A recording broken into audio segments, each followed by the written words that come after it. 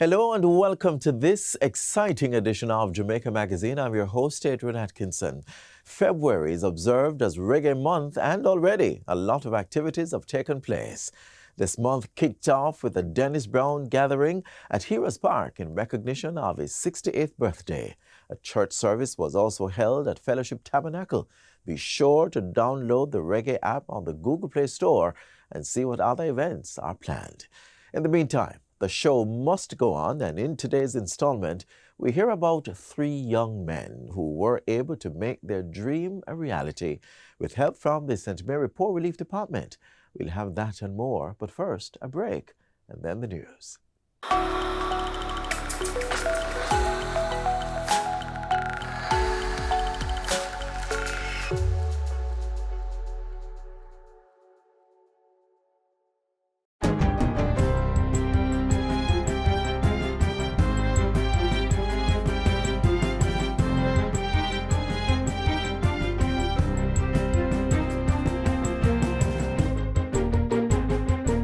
Good day, I'm Theodore Henry, and this is your JIS News for Tuesday, February 11, 2025.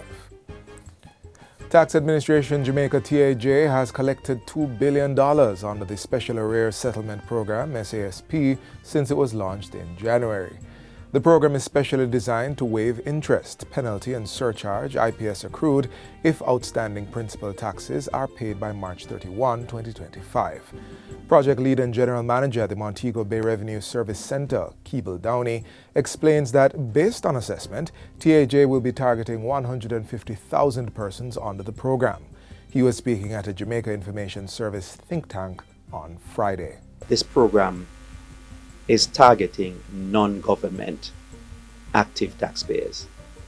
So we're not covering government agencies, we're covering our non-government.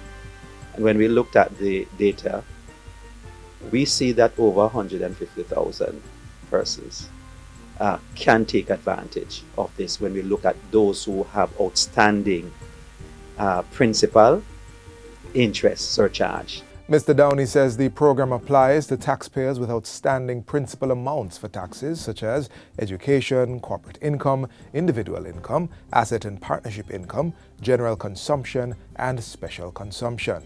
We have a number of taxpayers that we have identified that our compliance team members are now engaging already, making the phone calls, sending the emails, WhatsApp messages, because these taxpayers would have been taxpayers that we are quite used to dealing with over time. And so we know our taxpayers. According to Mr. Downey, taxpayers can make multiple payments over time, providing all payments are completed by March 31, 2025.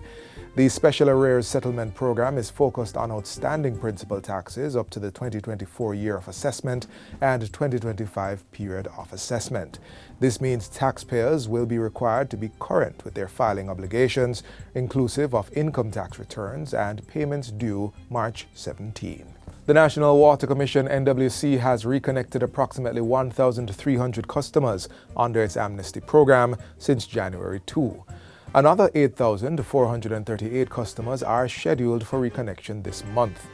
Minister with responsibility for water, Matthew Samuda, gave the update on Friday. He was speaking at the groundbreaking ceremony for the $342 million Whitehall to Newmarket water supply system in Westmoreland. We have invested with this amnesty so far with the customers that are reconnected by giving them back a write-off of $156 million, Prime Minister. And with the other 8,000 plus customers that are awaiting, we are giving back to our citizens a further $500 million. The amnesty, which goes until the end of March, applies to customers whose water supply have been disconnected for 2 or more years, including pensioners and PATH beneficiaries. In addition, people who have been disconnected for 6 months and have made payment arrangements will get a 50% reduction. Minister Samuda says based on a needs assessment, these customers may get up to 1 year to make their payments. 6 state-of-the-art X-ray units procured by the Western Regional Health Authority are now being installed at 4 hospitals in the region. Cornwall Regional Hospital in St. James and Falmouth General Hospital in Trelawney will each be fitted with 2 of the units. Meanwhile, Savannah Lamar General Hospital in Westmoreland and the Noel Holmes Hospital in Hanover are receiving 1 each. The units were procured at a cost of $340 million. The update was given by Information Minister Senator Dr. Dana Morris Dixon at last week's post-cabinet press briefing. This will vastly improve the delivery of service in our health sector and is another demonstration of the government working to improve the quality and efficiency of our healthcare system. And we're very happy to have these. All X-ray units were procured with service agreements that will ensure the continued and proper function of the machines and reduced downtime. The Ministry of Agriculture, through the Rural Youth Economic Empowerment Program, REAP, is now offering young farmers a chance to compete for a $1 million grant to expand their agricultural enterprises. Portfolio Minister Floyd Green made the announcement during the opening of a new greenhouse at Papine High School in St. Andrew recently. He explained that participants would have the chance to pitch their agricultural businesses to secure the funding. Minister Green is encouraging young farmers who are not yet part of REAP to seize the opportunity to benefit from the training and grants available. If you already have a farm, you can apply for the REAP Builder, where again we carry through about 6 months of training and give you a grant at the end of that training to expand your agricultural enterprise. REAP is an entrepreneurial training program organized by the Jamaica 4-H clubs in partnership with the Heart NSTA Trust.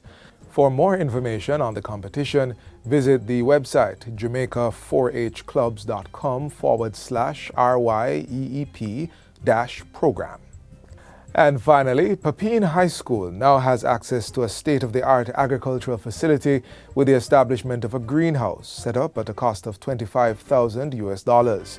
It was made possible through a grant from the Caribbean Catastrophe Risk Insurance Facility, CCRIF. The greenhouse, which is equipped with a hydroponic system, will provide students with the opportunity to learn about protected agriculture, which also creates avenues for income generation. Agriculture Minister Floyd Green has welcomed the venture as a project that aligns with the ministry's focus on engaging more youth in farming. So I want to commend Papine High School for recognizing the significance of agriculture, particularly protected agriculture, and that it is critical for the sustainable development of our country, and that there is need for cutting-edge technology at the secondary level of our educational system so that we can create the next generation of agricultural entrepreneurs. Vice Chairperson of CRIF, Sandra Bailey, is encouraging the students to use the greenhouse to learn as much as they can about agriculture and to immerse themselves in the digitalization of farming. As our leaders of tomorrow, to grasp as many opportunities that you can realize by pursuing a career in agriculture or becoming innovative agripreneurs. CRIF is a risk pooling facility that offers insurance to Caribbean governments to help reduce the impact of natural disasters on countries. And that's it for JIS News Today. I'm Theodore Henry. Thanks for watching.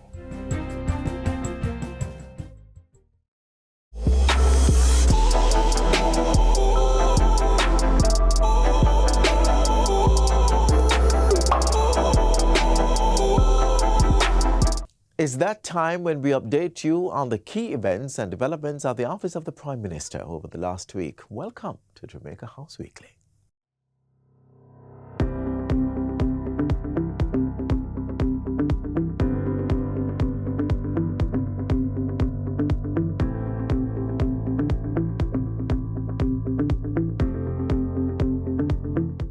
Prime Minister calls for a global war on gangs, breaks ground for improved water supply, and hands over NSHP houses across Westmoreland. You're watching Jamaica House Weekly. I'm Jabertha Atkinson. Welcome. We need a global consensus that will create a global war on gangs. This was the charge to stakeholders by Prime Minister Dr. Andrew Holness last week as he addressed the National Security Council seminar. As chair of the council and Minister of Defense, Dr. Holness argues that gangs in Jamaica and elsewhere do not operate in isolation. He stresses that they constitute a sector of a regional network of criminal organizations that strengthen each other through cooperation and trading in arms, drugs, and intelligence.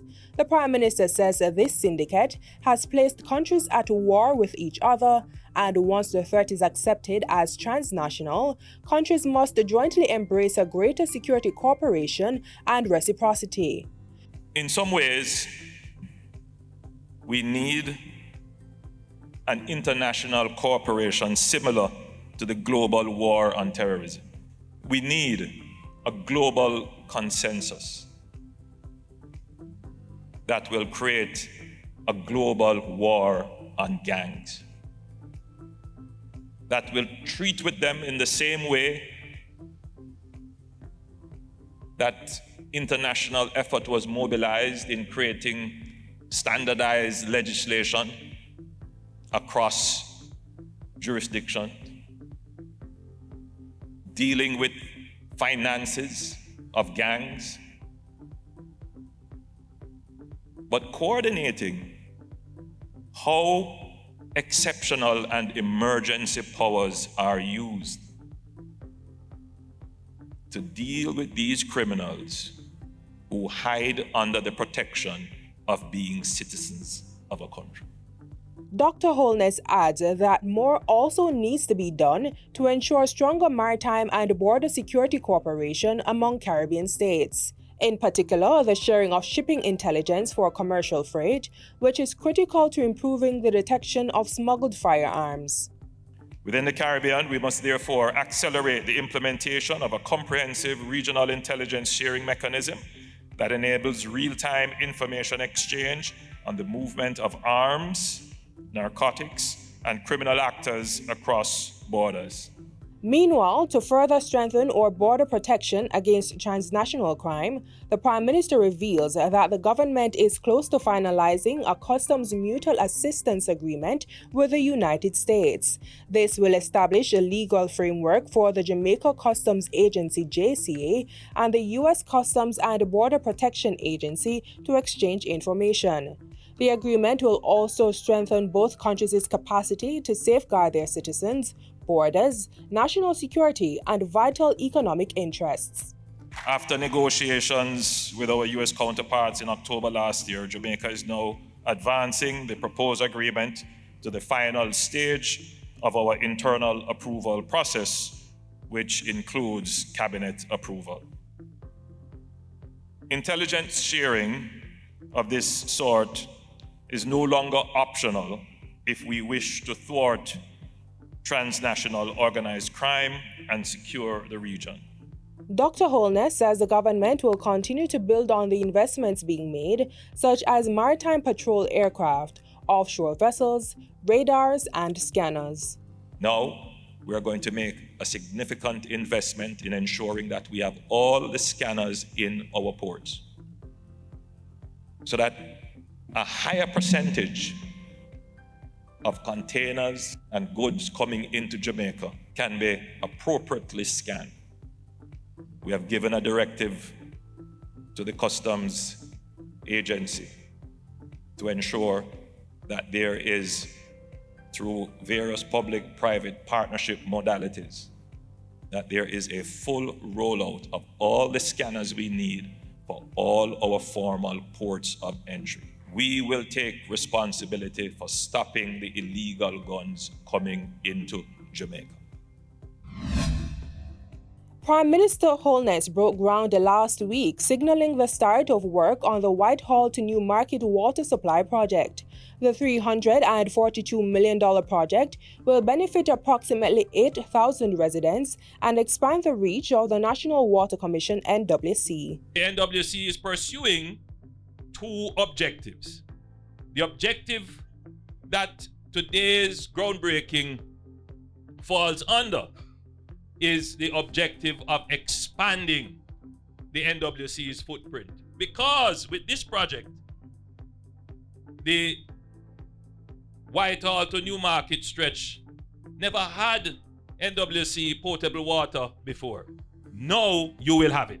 Dr. Holness says the other objective is for the water agency to increase the reliability and efficiency of its service. 4 families in Westmoreland are the latest recipients of new abodes, courtesy of the new social housing program NSHP. Prime Minister Andrew Holness was in the parish on Friday to present the homeowners with their keys. I'm saying a big thank you. I am so grateful for a dream come true. He used the occasion to reiterate that units built under the NSHP are owned by the beneficiaries, while also emphasizing that they are not reclaimed by the government. Dr. Holness sought to further clarify what the government has said is false and misleading information being circulated online stating otherwise. A key requirement of the program is that beneficiaries must provide the land on which the units are built. This must be proven by way of land ownership, long-term lease, or granted permission, supported by legitimate claims such as a deed of gift. And usually, we will accept leases that are considered long-term lease.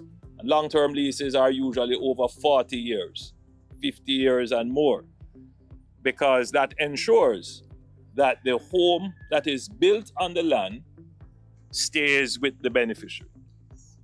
So the new social housing program does not reclaim any house.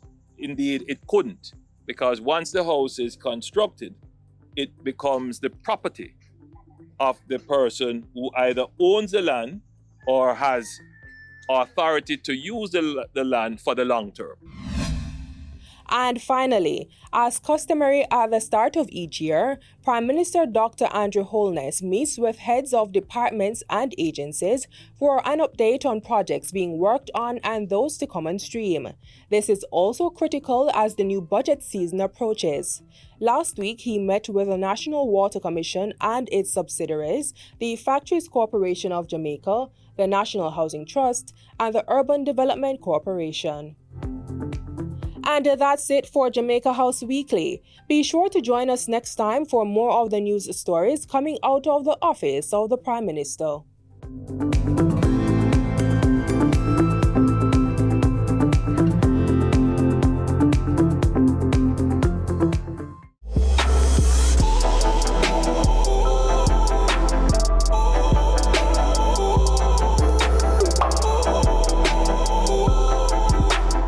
Demoy Douglas, Lance Corporal Errol Johnson, and Constable Siobhan Fife are true heroes who, with the help of the St. Mary Poor Relief Department, are making a meaningful impact.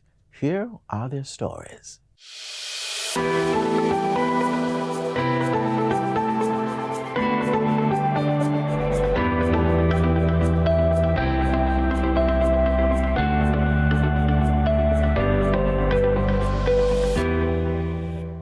It's been said, the journey of 1,000 miles begins with a single step.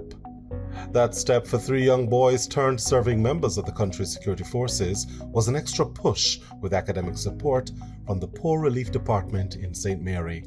In the case of Demoy Douglas, I was introduced by the then councillor for the Portmore Division, Mr. Fitzgerald, who I met through a personal friend. And from that day, my life changed for the better. You know, through support from the Poor Relief Department was one less thing to worry about. My life was marred by worries from what to eat, you know, iron clothes, to get water to bathe, funds to go to school. But thankfully, the Poor Relief Department took away that worry from me. So I was able to go to school for the most part and focus. he attended the St. Mary High School where he excelled academically, securing 8 CSEC and 10 CAPE subjects before completing his undergraduate and then later.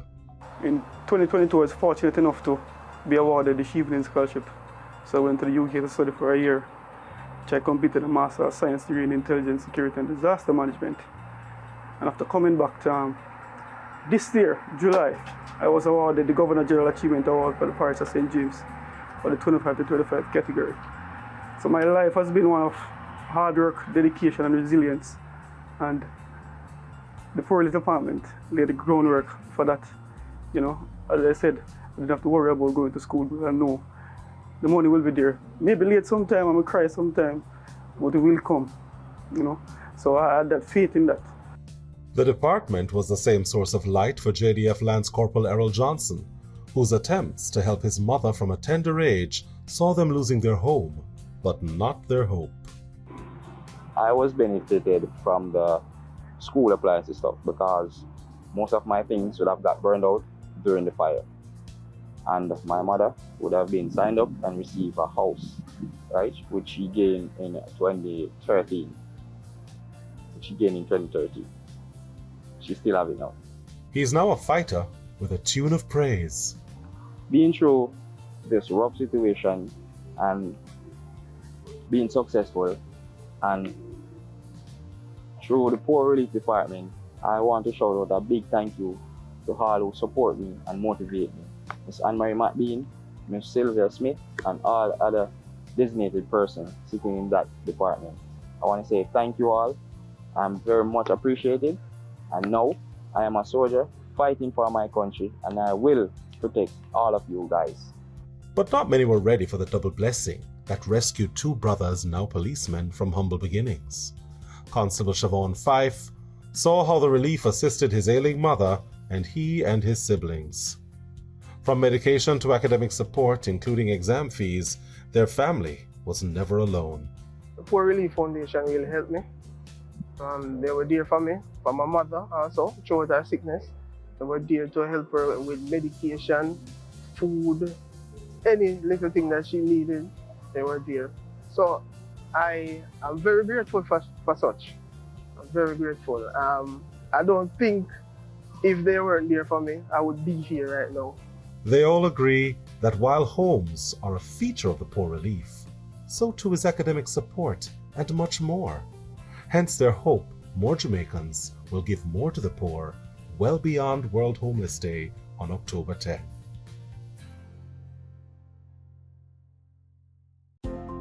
Jamaicans, practice proper disposal of garbage, and if items can be reused, recycle them. We all have a part to play in protecting our environment from pollution. We are building Jamaica.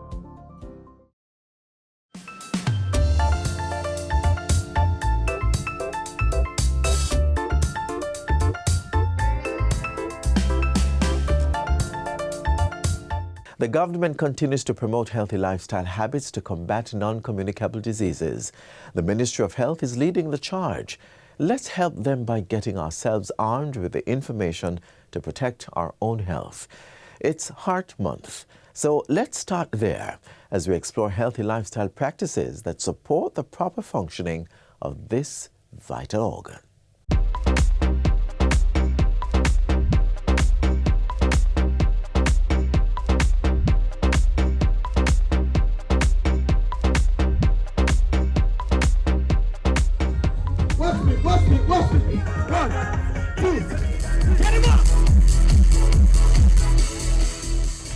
Get moving for a healthier you is the passionate call to action by the Ministry of Health.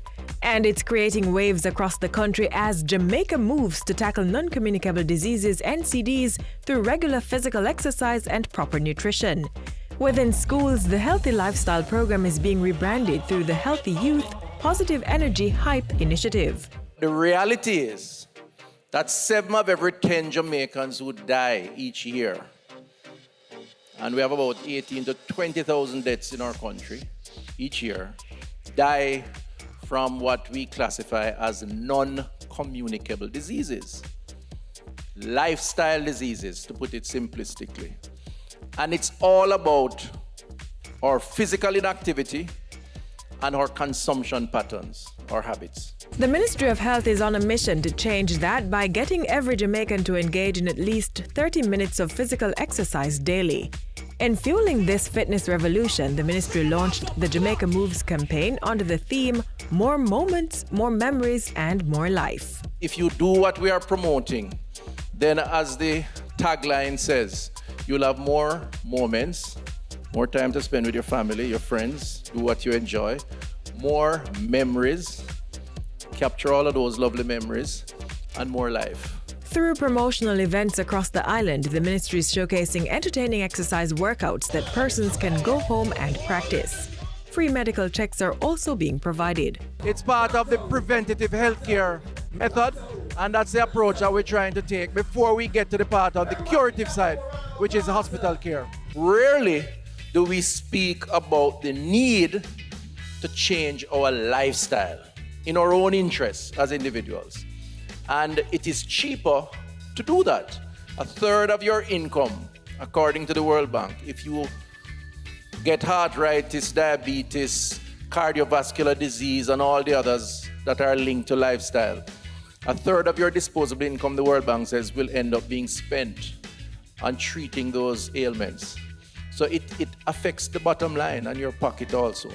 Many persons like this man can testify to the benefits of living a healthy lifestyle, which extend beyond monetary savings. All my family have diabetes. One night, I see my hand hook up like this, pull in, and get cramp. My feet then start to cramp. The morning, I put on my clothes, get ready, and go to the doctor. He do my blood sugar level, and it was 29.5. And I say, oh my God, you almost kill yourself.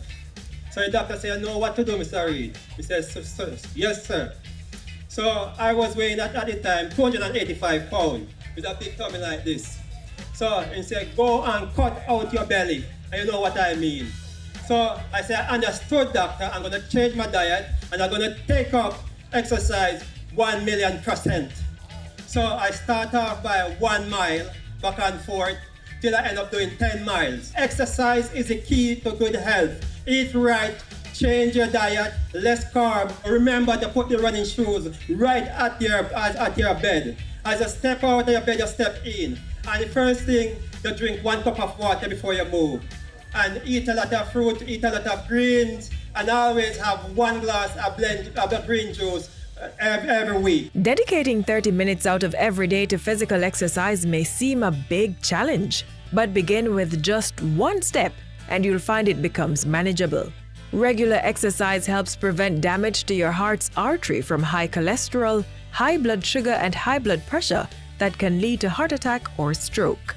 Medical experts say aerobic exercises also improve the body's blood circulation and reduce the risk of type 2 diabetes while helping to control blood glucose in persons living with diabetes. There are exercises tailored to building muscle and losing weight, increasing strength, and improving flexibility. The reality is, many of us don't practice healthy living, so we need more people to do it, and by doing it, encourage others so to follow. Staying fit and healthy is everybody's business, so get moving for better health.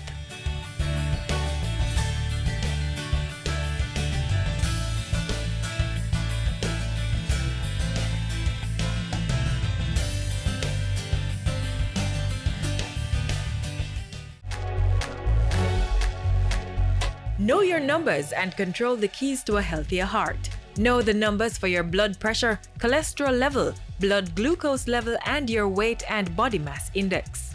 Find out the risks they represent and what you need to do to stay healthy. Talk to your doctor and start making healthy lifestyle choices to prevent a heart attack or stroke. And that's it for today's edition of Jamaica Magazine. Remember, in the heart of every young person lies the potential for greatness. Do join us again tomorrow for another informative show.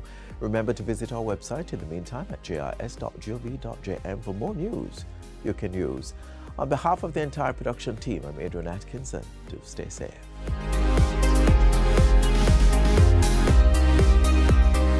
This has been a production of the Jamaica Information Service, the voice of Jamaica.